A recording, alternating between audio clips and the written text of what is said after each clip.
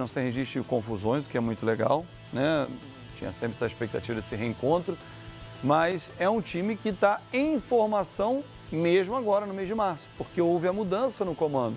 Muda a atitude, muda o jeito de trabalhar. Algumas peças que chegaram agora, que o Felipe Conceição não tinha à disposição à época. Então, por isso que eu digo, o torcedor do Botafogo tem que ter calma e deixar o Alberto Valentim trabalhar. Não adianta cobrar querendo aquele Botafogo do ano passado, porque pelo menos 3 peças importantes não estão mais. Vitor Luiz, Bruno Silva e Roger. É um outro time nessa temporada. Tem que ter calma. E uma informação do Flamengo, que o Flamengo acabou de divulgar, que o Hever, que deixou o campo com uma pancada na canela, já preocupa. Ele levou no primeiro tempo a pancada, levou no segundo tempo, quando tentou jogar e saiu, já preocupa, vai ser reexaminado segunda-feira. E olha aí, a gente está mostrando ao vivo ó, o Vinícius Júnior deixando o Nilton Santos, mas ele foi chamado pelos jornalistas e não quis dar entrevista. Então a gente está acompanhando o jogador do Flamengo, claro, cercado por torcedores, tirando aquela selfie, enfim. Mas o Vinícius Júnior até numa defensiva, né? De repente... sabe, não é hora também de ter... Porque o que ele falar ali, é aquela história, pode ser usado contra ele. No tribunal. Então é melhor não se expor, não tem necessidade. Ele foi expulso, merecidamente expulso, foi muito xingado ao sair do campo. Xingamento faz parte de estádio de futebol. Torcedor que não xinga não é torcedor, desculpa. O cara não vai pra lá, não é uma dama inglesa ou... O cara xinga, sim, é da cultura do estádio de futebol. Quem não vai ao estádio de futebol, de repente fica em casa e até xinga pela televisão. Existem xingamentos e xingamentos? Sei, xingamento é xingamento dentro de campo. O cara, olha só, o xingamento, querendo, assim, não quero entrar na questão A, B ou C. Todo xingamento tem como objetivo menosprezar, humilhar, achincalhar quem está sendo xingado. Ofender. Todo xingamento.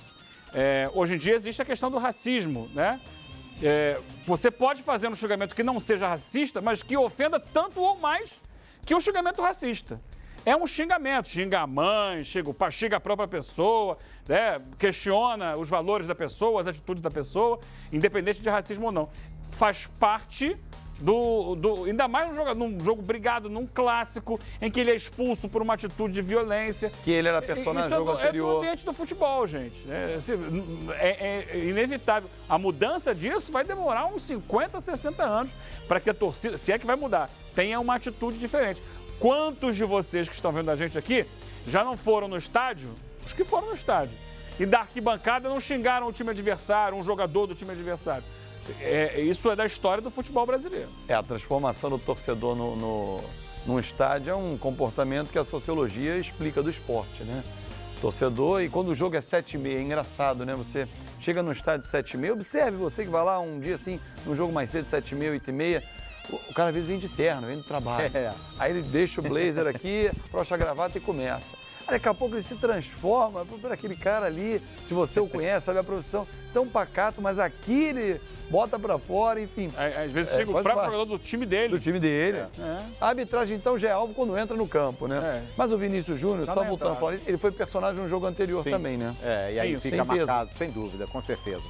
Vamos pra lá? Vamos pro Nilton Santos, Carpegiani posicionado. Olha aí, o técnico do Flamengo vai falar ao vivo aqui no Rodada Fox. O Flamengo em 2 vitórias e 1 derrota na Taça Rio. Vai chegando aí a 6 pontos, né? Tem um jogo a mais nesse momento, mas vai liderando o grupo. Vamos ouvir o Carpegiani. Nós fizemos um gol cedo e até a parada nós tivemos algumas variações, permitiram o Botafogo ter a posse de bola, não criou grandes oportunidades, mas nós descontrolamos um pouco. Depois da parada, até o final do primeiro tempo eu gostei, tivemos um posicionamento bom. O início do segundo tempo também, até quase a expulsão do Vinícius. O time tocou. Mais importante do que a vitória para mim foi o posicionamento do meu time ao longo desse período. Depois da expulsão do Vinícius, aí ao natural, nós tivemos as dificuldades, enfim, de um adversário que estava tentando buscar o empate. Eu vi o jogo dessa forma, resumindo bem. Professor, são 2 perguntas. A primeira, queria saber Quão de paz traz uma vitória como essa, depois de uma semana conturbada, goleada para o Fluminense, a estreia na Libertadores que não foi do jeito que o Flamengo pensava, mas vencer um clássico traz um pouco de tranquilidade para trabalhar na semana, pelo menos, né? Depois eu tenho mais uma pergunta. Eu não vejo dessa forma, desculpe, eu não vejo dessa forma. Há uma cobrança exagerada em cima do time do Flamengo. Vocês estão emendando esses resultados todos. O Flamengo é o único com possibilidade de disputar uma vantagem lá na frente do campeonato estadual. Esse é o 4º clássico que nós jogamos. Vamos jogar, eu acho, mais uns 6, 7, 8, não sei quantos. O campeonato assim exige. E eu, sinceramente, não vejo, porque há uma cobrança exagerada. Nós, quando tu fala do Fluminense, nós botamos aqueles jogadores que não vinham atuando, uma equipe um pouco mesclada. Eu já frisei isso, deixei alguns jogadores até mesmo que não estão atuando, vários deles, o caso cito 2, de Pará, de Rodolfo, alguns jogadores podiam atuar, eu deixei fora, justamente preservando para o jogo contra o River. Então a equipe tiver uma derrota, sim, o Flamengo perdeu, sim, mas não queiram juntar todos esses... nós tivemos um jogo contra o River, nós jogamos com uma equipe que é tão tradicional no futebol mundial, ganhador de título, 2015 foi campeão, teve um investimento agora de 120 milhões, se preparou bem para essa competição, uma arbitragem horrível, como foi em muitas partes do jogo de hoje também, uma arbitragem horrível e que fomos tremendamente, isso ninguém fala. Nós falamos que tivemos um resultado de 2-2, mas ninguém fala como é que ocorreu esses 2-2. Então eu preciso dizer isso para vocês também, na hora que vocês querem emendar tudo isso. E o importante hoje, para não estender muito, o importante foi a vitória. Nem sempre é possível você jogar como nós jogamos no último jogo contra o Botafogo, daquela maneira tão exuberante, nem sempre é possível fazer isso. Para pegar um gancho, então, que o senhor estava falando sobre a arbitragem, que o Flamengo foi prejudicado contra o River Plate.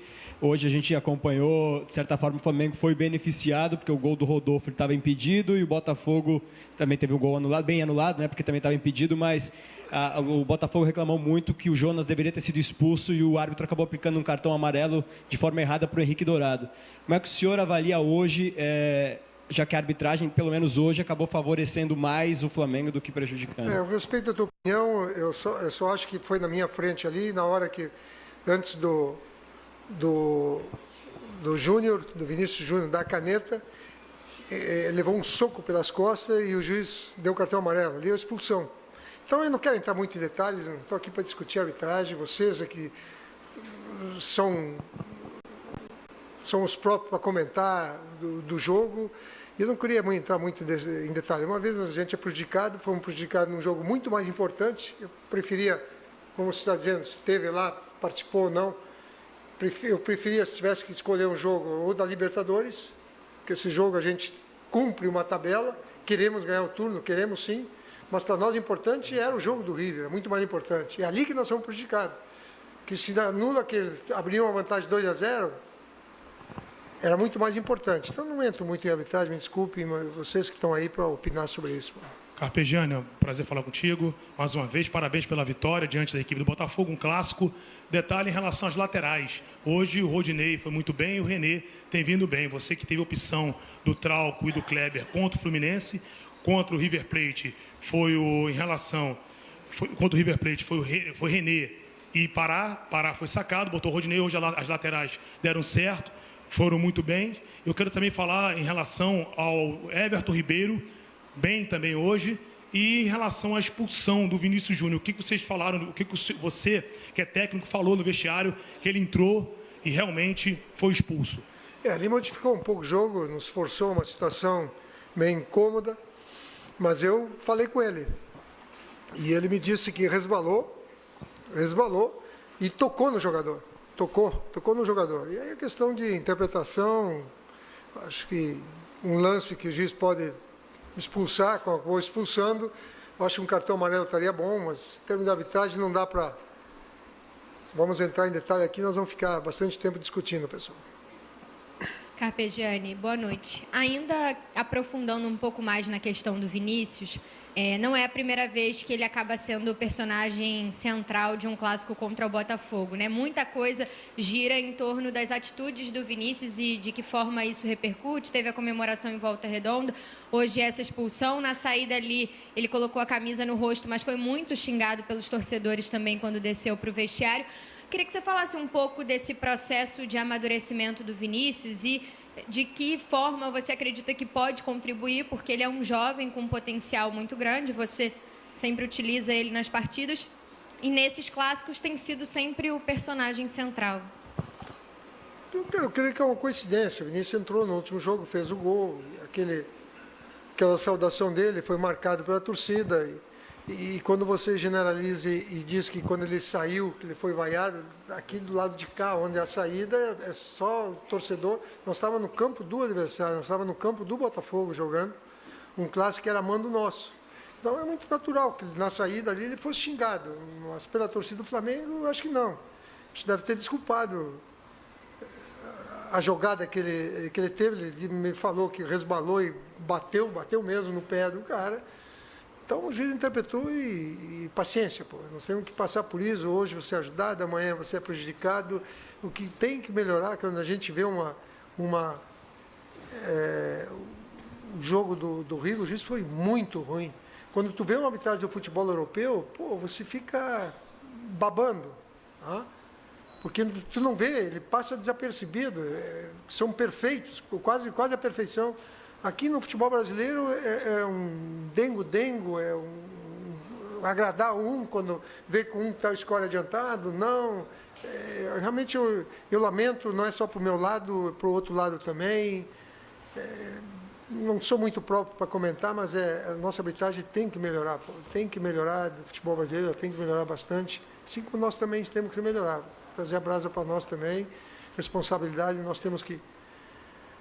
que comandamos os nossos times, e eu não prego a violência, prego sim que jogue firme, duro, mas extremamente leal. E algumas vezes acontece, como o caso do Vinícius hoje, o juiz interpretou dessa forma, expulsou e temos nós que lamentar. Tá aí, o Carpegiani analisando também a arbitragem. Mais ou menos, hein, Carpegiani? Mais ou menos, concordo contigo. A arbitragem aqui no Brasil tem que melhorar muito, mas te convido a acompanhar o Bom Dia Fox, terça-feira, que a Nadine Baixo está sempre apresentando lambanças também nos campeonatos europeus. Então fica ligado aí, viu, Carpegiani? Olha aqui, ó, o Ricardo lá, ele tá com o Diego, é isso? Na zona mista? Vamos para lá então, vamos ouvir o 10 do Flamengo. Eu vi tanto isso no nosso último jogo da Libertadores, falando, pô, por causa de um gol irregular vocês não conseguiram os 3 pontos. E como eu disse, depois daquele jogo da Libertadores, eu repito hoje, né? Os árbitros não entram para errar, mas muitas vezes os erros deles prevalecem e ajudam uma ou outra equipe. Então, na minha opinião, foi um jogo muito difícil, assim como é todos os clássicos. E, obviamente, a equipe merecidamente conseguiu um resultado mais uma vez. Jogamos aqui na casa deles, né? Enfim, estamos muito satisfeitos com essa vitória. E vitória em clássico, ela sempre traz confiança. Entendeu? Certo? Diego, agora o Paulo César Carpegiani falou que às vezes há uma cobrança exagerada, né, no Flamengo. Houve um empate agora com o River Plate, o Flamengo venceu hoje, mas ele comentou isso na entrevista coletiva. Eu emendo para te perguntar sobre se você chega dentro de campo, na concentração que você está lá, chega a escutar algum murmurinho, alguma insatisfação de parte da torcida quando você hoje carregava a bola demais, se você chega a escutar isso e emendar nessa cobrança exagerada falada pelo Carpegiani? Não, eu acredito que a cobrança, como eu já disse algumas vezes, não tem como você fugir. Você veste essa camisa aqui, uma posição que nós conquistamos e seremos muito cobrados, né? E, obviamente, nem sempre vamos corresponder a todas as expectativas, mas até o momento acredito que a equipe tem feito uma temporada muito boa. E como eu disse, é lógico que nós temos que ser cobrados, obviamente, mas são realidades e dificuldades que nós temos enfrentados que às vezes dificultam um pouco, e mesmo assim a equipe tem superado, né? Depois do jogo ali eu tive a oportunidade de comentar em relação aos jogos, a cada hora jogar em um campo, a cada hora jogar num ambiente diferente. Hoje, por exemplo, jogar aqui no estádio do Botafogo, isso não tem culpa nenhuma a nossa diretoria, que não param de tentar encontrar soluções para os problemas, e infelizmente o incidente que aconteceu na Ilha do Urubu fez com que nós perdêssemos ali aquela opção, Então, hoje nós somos um dos principais elencos do Brasil, temos uma responsabilidade muito grande, se comparando com Corinthians, Palmeiras, Santos, Cruzeiro, por exemplo. Mas se você tirar uma Vila Belmiro do Santos, você vai ver que as dificuldades deles serão muito maiores. Se tirar a Arena Corinthians do Corinthians, as dificuldades serão muito maiores. Então, são fatos que nós enfrentamos e não pedimos e não dizemos que isso seja uma desculpa, muito pelo contrário.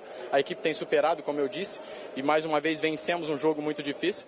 Mas é uma situação que acontece. Agora, em relação à cobrança, ela vai sempre existir. Nós temos que absorver isso e tentar cada vez mais melhorar. Não tem receio que às vezes haja uma má vontade com você? Não entendi. Não tem receio que haja, às vezes, uma má vontade com você em relação à parte da torcida? Não, eu acho que eles têm todo o direito. Eu estou aqui para assumir responsabilidades. Gostaria muito de satisfazer a todos, mas eu sei que às vezes isso não vai ser possível. Eu tenho um respeito muito grande por esse clube. Hoje ocupei uma posição que tem uma responsabilidade muito grande, não porque é o Diego, mas é porque é uma posição que existe em todas as equipes.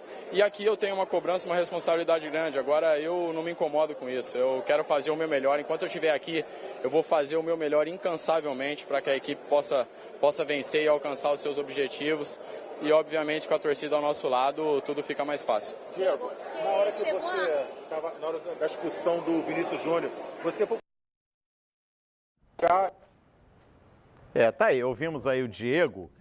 A gente pode até criticar o momento do Diego, que não vem rendendo, né, o que a gente espera, ou o que o Diego pode produzir. Mas a gente tem que destacar aqui a maturidade, né? O passar dos anos, a gente lembra daquele Diego naquela seleção pré-olímpica que fracassou, as brincadeiras com o Robinho, que passaram dos limites, enfim, o Diego muito irreverente no início da carreira, mas como amadureceu nesse período na Europa e hoje não foge de perguntas, sempre sereno em suas entrevistas, fala na boa e na ruim, né? Não escolhe o momento para dar entrevista, o Diego sempre atende os jornalistas e olha, sei, o que vocês pensam sobre isso? Bom, a maturidade veio com o tempo, o Eugênio meio que não concordou, né? Mas a maturidade vem com o tempo e ele já é um jogador de 33 anos, né? Se eu não estou equivocado.